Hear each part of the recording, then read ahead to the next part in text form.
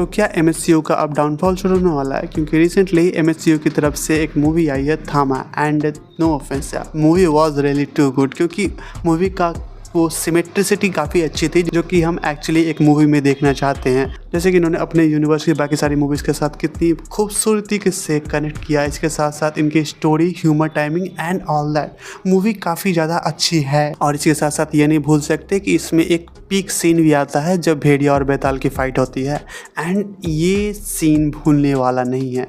कहना पड़ेगा कि डायरेक्टर ने क्या सोचा है कि यार क्या ही दिखा दिया ऑडियंस को कि पागल ही हो जाए। भाई ये पीक सीन कुछ इस तरह था कि गॉडजिला वर्सेस कॉन्ग वाली वाइब आ रही थी पूरी तरह से यार, एंड वहाँ पे पूरे पैसे वसूल हुए हैं मेरे। और ये सीन इतनी ज़्यादा पीक थी कि भाई साहब फाइनल फाइट इसके सामने फीकी लग रही थी। But after all that I would still say कि यहाँ से शायद एमएससीयू का डाउनफॉल शुरू हो सकता है। फिर चाहे वो आगे चल के बेताल वर्सेस भेड़िया अगली मूवी में हमें सोलो फाइट दिखवा दे, फिर भी स्टिल मुझे ऐसा लगा, क्योंकि इसके बाद ही सही मगर वो डाउनफॉल होगा।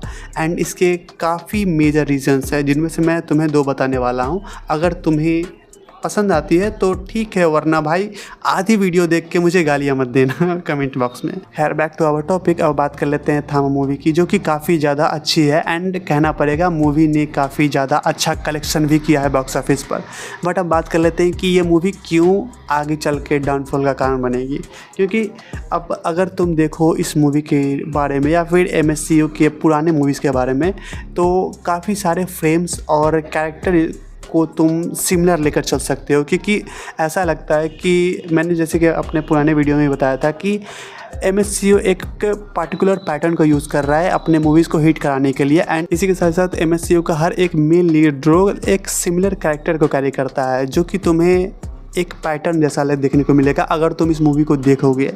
एंड जस्ट लाइक कि मैंने अपने पुराने मूवी देखा था कि जैसे इन हीरोज़ की गांड फटने लगती है ये बकचोदी करना शुरू कर देते हैं, एंड दैट वाज टोटली अनसीरियस, क्योंकि वो एकदम इंटेंस मोमेंट पे आके बकचोदी करेंगे।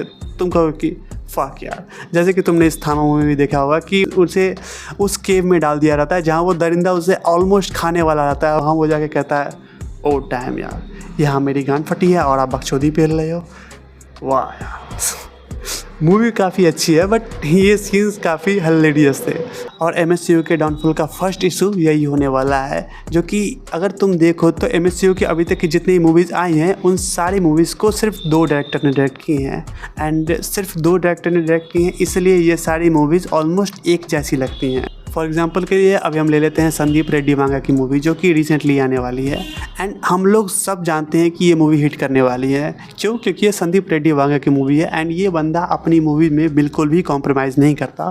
क्योंकि अगर तुम देखो इसकी पहले की मूवी तो वो होगी animal, that was a insanely crazy movie.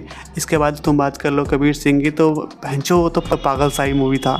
तो अगर तुम एक डायरेक्टर के पॉइंट ऑफ व्यू से देखो तो तुम देखो कि ये बंदा अपनी मूवीज़ में ज़रा सा भी कॉम्प्रोमाइज़ नहीं करता, एंड अगर तुम इसकी मूवीज़ अनजाने में भी देखो तो तुम्हें एक अंदाज़ा मिल जाएगा कि किस तरह का इस डायरेक्टर का पॉइंट ऑफ व्यू होगा।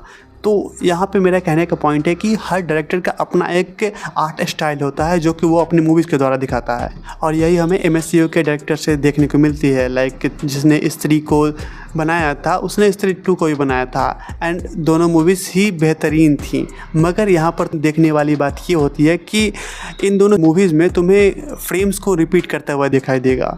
लाइक कि कुछ सीन्स ऐसे होंगे कि वो सीधे से कॉपी कर दिए होंगे, एंड डायरेक्टर्स की भी गलती नहीं है। उन्हें लगता होगा कि अगर एक बार ये सीन हिट कर गया है तो हम दोबारा दिखाए ये सीन हिट करेगा ही करेगा और ये मूवी पर इम्पैक्ट डालेगा ही डालेगा। मगर यहीं पर वो गलत हो जाते हैं, और जिसका सबसे बड़ा एग्जांपल मुझे लगता है वो है एक था टाइगर की फ्रेंचाइजी, जो कि काफ़ी बुरी तरह से पिटी थी। लास्ट मूवी जो कि एक था टाइगर पे आई थी सलमान खान की, जिसमें इस फ्रेंचाइजी के ओनर्स ने समझा कि एक बार ये मूवी हिट कर गई है, इसका पैटर्न हिट कर गया है, तो बार बार इसी पैटर्न को दोहराते जाएंगे और मूवी हिट करती चली जाएगी।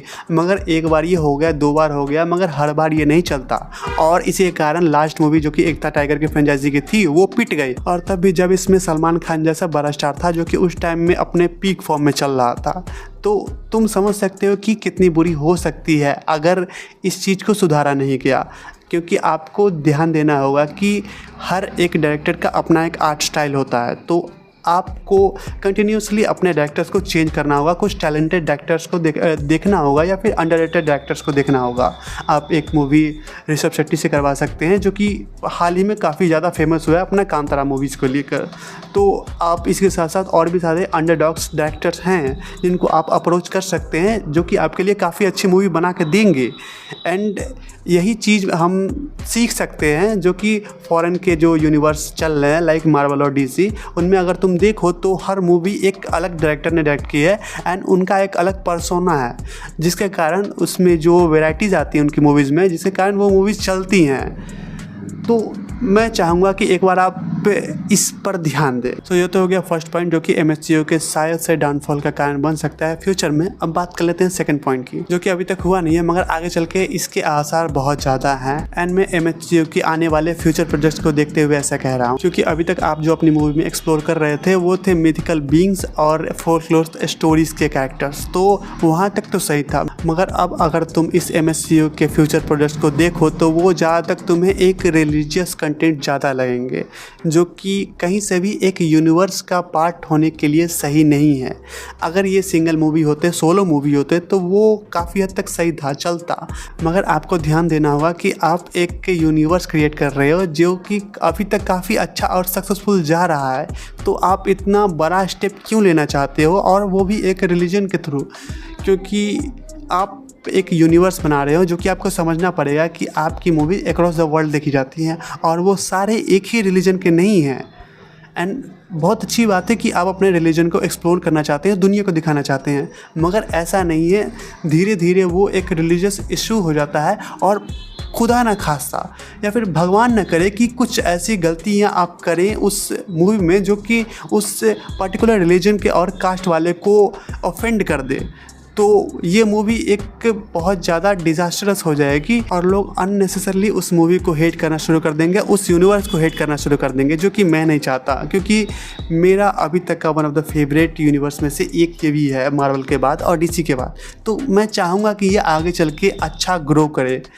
तो प्लीज़ आप इन इश्यूज़ पर एक बार ध्यान दे दें। एंड ये थी मेरी वीडियो इन इश्यूज़ को देखते हुए। अगर आपको ये पसंद आती है तो लाइक एंड सब्सक्राइब करें। एंड मैं चाहूँगा कि मैं आपके ओपिनियंस जानूँ, बट आप एक बार पूरी वीडियो देख लें, कोई पार्टिकुलर सेगमेंट ऑफ वीडियो को देखते हुए कमेंट ना करें। And thank you for watching. मिलते हैं इन नेक्स्ट वीडियो, तब तक के लिए एक्सप्लेन।